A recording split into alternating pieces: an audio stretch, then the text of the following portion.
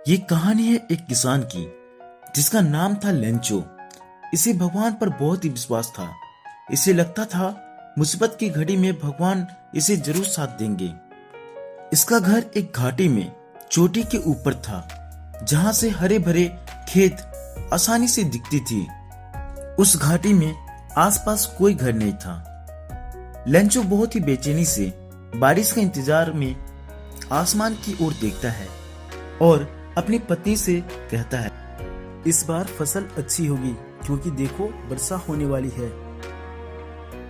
आसमान में छाता हुआ बादल देखकर लेंचो को बहुत खुशी होती है।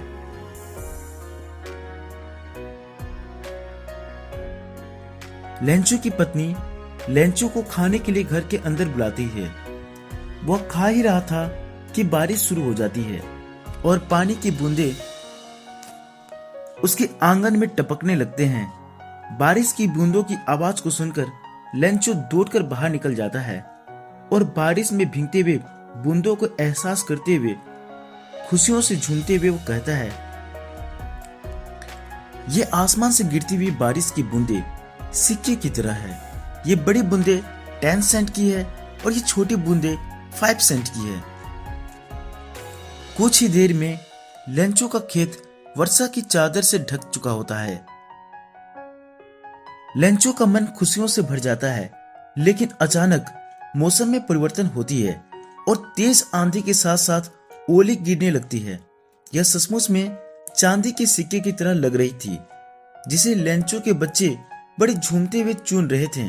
लेकिन यह नजारा लेंचो को दुखी कर देता है और लेंचो कहता है, अब वास्तव में बुरा हो रहा है। मुझे आशा है कि ओले गिरने शीघ्र ही बंद हो जाएंगे, पर ऐसा नहीं होता है।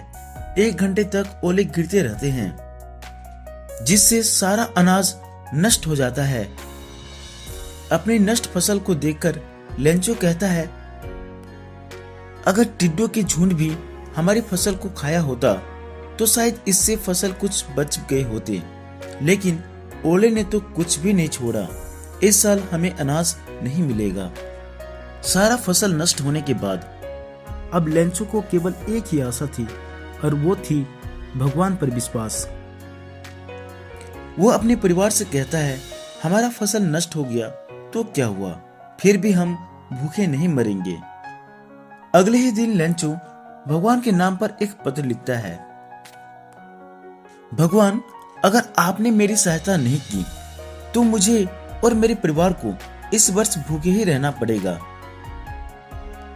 मुझे अपने खेत में दोबारा बीज बोने के लिए तथा अगली फसल आने तक गुजारा करने के लिए 100 पैसे चाहिए।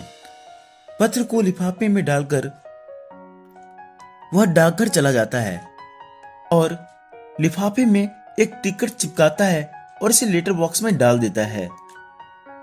एक कर्मचारी जो कि एक डाकिया था और डाकघर के कार्य में सहायता किया करता था, वह पत्र को उठाकर अपने अफसर के पास हंसते हुए जाता है और भगवान को लिखी गई पत्र को दिखाता है। वह अफसर एक मोटा हंसमुख आदमी था। अपने जीवन काल में कभी भी उसने इस तरह का पत्र नहीं देखा। वह भी खूब हंसने लगता है, लेकिन अचानक से वह चुप हो जाता है और कहता है, क्या विश्वास है उस व्यक्ति का भगवान पर। यह विश्वास टूटना नहीं चाहिए। हमें उसे इस पत्र का उत्तर देना चाहिए। लेकिन जैसे ही वो लिफाफे को खोलकर पत्र को पढ़ता है, उसे हकीकत पता चल जाती है कि इसे पत्र लिखकर जवाब नहीं दिया जा सकता। वह अपने कर्मचारियों से कहता है कि वह अपने आय का कुछ भाग लेंचो को मदद करने के लिए दे दे। वह खुद भी अपने आय का एक हिस्सा लेंचो की मदद के रूप में दे देता है, लेकिन फिर भी उससे सिर्फ 70 पैसे ही हो पाते हैं। पैसे को एक लिफाफे में डालकर हस्ताक्षर के रूप में एक शब्द भगवान लिखकर लिफाफे को बंद कर दिया जाता है। अगले रविवार को जब लेंचो डाकघर पहुंचता है तो खुद डाकिया उसे वो लिफाफा देता है। लेंचो लिफाफे को देखकर जरा भी संकोच नहीं करता, मानो उसे पूरा विश्वास था मानो भगवान उसे पैसे भेजेंगे। लेकिन जैसे ही लेंचो पैसे निकालकर गिनता है, वह नाराज हो जाता है क्योंकि उसे सिर्फ 70 पैसे से मिलते हैं। वह नाराज होकर दोबारा एक पत्र लिखता है और लिफाफे को थूक लगाकर और मुक्के से मार करके साड़ देता है। फिर उसे लेटर बॉक्स में डालकर चला जाता है।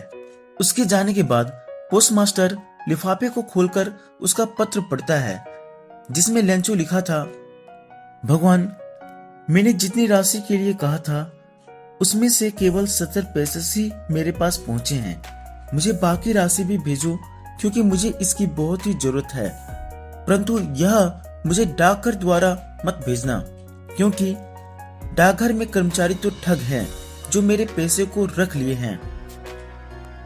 आपका लेंचो। चलो बच्चों, ये बताओ कि स्टोरी आपको कैसे लगी। उम्मीद करते हैं अच्छी ही लगी होगी। ऐसे ही और चैप्टर्स की स्टोरी को सुनने के लिए और उसको एनिमेशन में देखने के लिए हमारे चैनल को फटाफट सब्सक्राइब कर लो और बेल बटन को दबा लो और इस वीडियो को लाइक कर दो। फिर मिलते हैं, बाय बाय।